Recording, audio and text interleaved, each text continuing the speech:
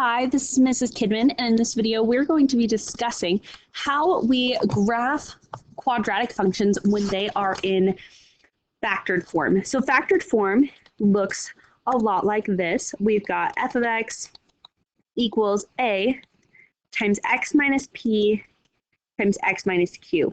Now this is super important because this a, p, and q really affect our graph. This p and q right here, so when x equals p and when x equals q, that p and q are actually our x-intercepts. So that tells us where it crosses that x-axis. And using these 2 points where it crosses the x-axis, we can find our axis of symmetry and our vertex. Because, fun fact, between our two x-intercepts, the point right in the middle between the two is our axis of symmetry. So that x value right in between is our axis of symmetry, and we can use that to find our vertex. So again, here is just a quick review over that. When we are graphing in factored form, this is factored form, a times x minus p times x minus q. And that p and q value are the x-intercepts. So remember, because we have this minus sign here, that means if I have x plus 3 times x plus 2, my x-intercepts are going to be at negative 3, 0, and at negative 2, 0. Okay, because we have those subtraction signs in there, if I see a plus, it's going to be a negative number. So that is one fun thing about that. Our axis of symmetry is halfway between those 2 points. So the way that we define that axis of symmetry is we actually find the average distance or the mean in between the two. And the way we do that is we take our p-value plus our q-value and divide it by 2. So as we divide it by 2, that'll give us that point directly in the middle. And then in order to find our vertex, we are just going to take that value, that p plus q over 2, and substitute it right back into our function, just like we have been with all these other problems when we find our axis of symmetry. We use that x value to then solve our y value, and our y value is whatever our x value is within our function. And then remember, our a tells us some really important things. That a will tell us whether or not it opens up or opens down. Remember, if a is negative, then it's going to open down because it's unhappy and it looks like a frowny face. If a is positive, then it's going to look like a happy face and it's going to open up. So let's take a look at graphing some of these. So what we're going to do is we're going to find our vertex, our axis of symmetry, and our x-intercepts. And using those three things, we're going to graph our quadratic function. So the very first thing I want to do, remember we always have steps for this, is find our x-intercepts. So our x-intercepts in this case, so number one, our x-intercepts in this case are going to be negative 2, 0, and 3, 0. So it's going to cross our x-axis at negative 2 and 3. So if here's my graph, that means I'm going to cross right here at negative 2 and over here at 3. Those are the two places it's going to cross our x-axis. The second thing I want to do is find my axis of symmetry. So remember, to find the axis of symmetry in this problem, we're going to get x equals our p-value plus our q-value over 2. So remember, p and q are these numbers here. But remember, it's going to be the opposite of what it looks like. So in this case, it's going to be that x-intercept number. So I've got p, which is negative 2, plus 3 divided by 2, and that is what x equals. And this will give me my axis of symmetry. So negative 2 plus 3 equals 1, divided by 2 gives me 1/2, and that doesn't simplify any further. Then the last thing I'm going to do is use my axis of symmetry to find the vertex. So remember, to find the vertex, we're just going to plug this right in. So step 3 is to plug it in. I've got 1/2 plus 2 times 1/2 minus 3. Now 1/2 plus 2 is 2.5. 1/2 minus 3 is going to be negative 2.5. And as we multiply these two things, we are going to end up getting negative 4 and 1/4. So that tells us that our vertex here is going to be at 1/2, negative 4 and 1/4. Negative 4 and 1/4.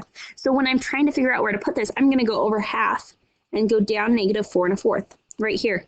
And then using these 3 points, I can make my parabola. So that's what we're going to do every time. Find our x-intercepts, find our axis of symmetry, and plot them. Find our axis of symmetry using x equals p plus q over 2. And then we're going to find our vertex. So let's do this again all together with this next one. And remember, that a in front of it tells us what it's going to look like. So this first one here, remember, we graphed it, and we had our -2, our 3, we had this point here, and it ended up looking like this. So let's go through those next points. So we have x-intercepts, our vertex,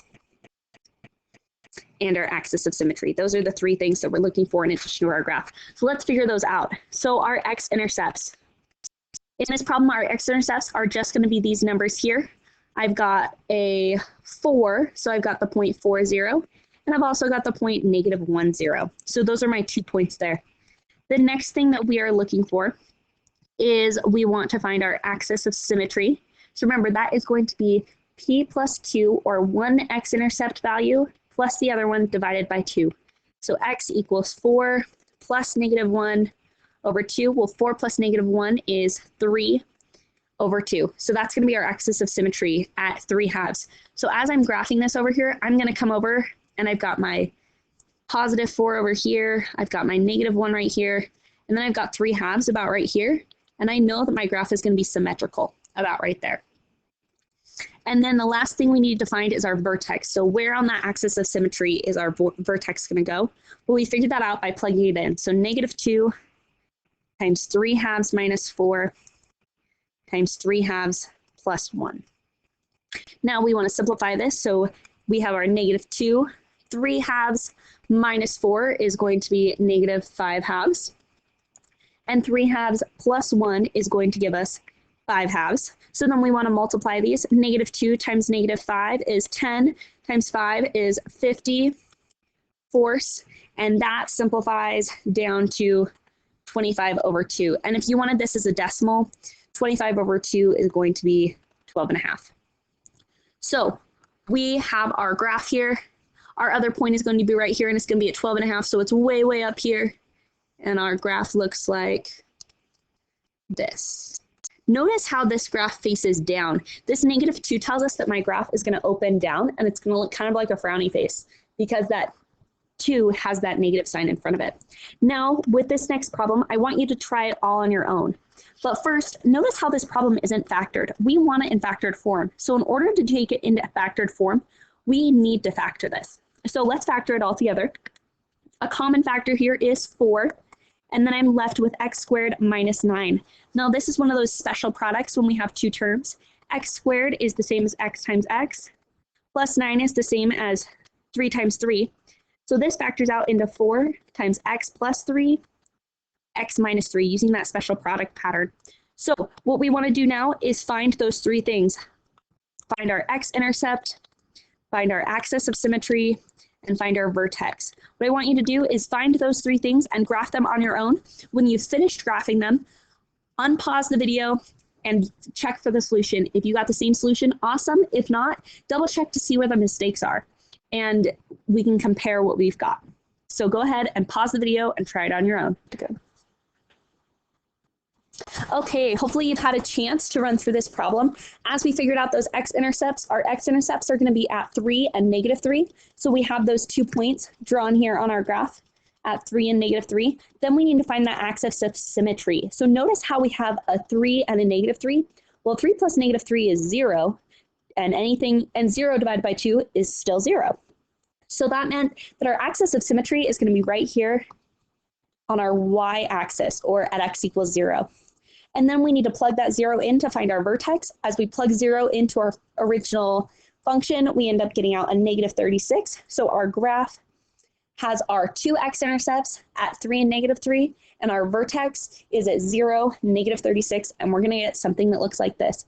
And that is how we're going to graph when we're given factored form. So as a quick reminder, when we're graphing in factored form, so factored form, it is going to look like this. We've got f of x equals a times x minus p times x minus q.